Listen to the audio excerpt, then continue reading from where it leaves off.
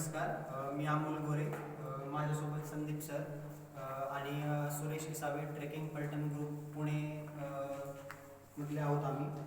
आज आम्ही 10 फेब्रुवारी 2021 रोजी आम्ही सिंहगडावर आलेलो आहे.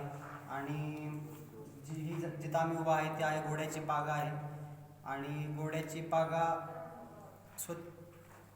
स्वच्छता आम्ही करण्यासाठी आलेलो आहोत. तुम्हाला कचरा दिसतोय, प्लॅस्टिकच्या बाटल्या आल्या आम्हाला 2-3 प्लॅस्टिकच्या बाटल्या वगैरे प्लॅस्टिक असं दिसलंय. आणि नुकताच आम्ही फेसबुकवरती एक पोस्ट पाहिली की त्यामध्ये घोड्याची पागा किंवा जे काही परिसर होता तो थोडा अस्वच्छ दिसत होता. आणि म्हणून आम्ही ठरवलं की आज ऑड दिवस आहे, त्यामुळे आम्ही ठरवलं की आज गर्दी कमी असेल आणि त्यानिमित्ताने जे काही स्वच्छता आपल्याला करता येईल ते आज आम्ही इथे करणार आहोत. संदीप सर माझ्यासोबत आहेत.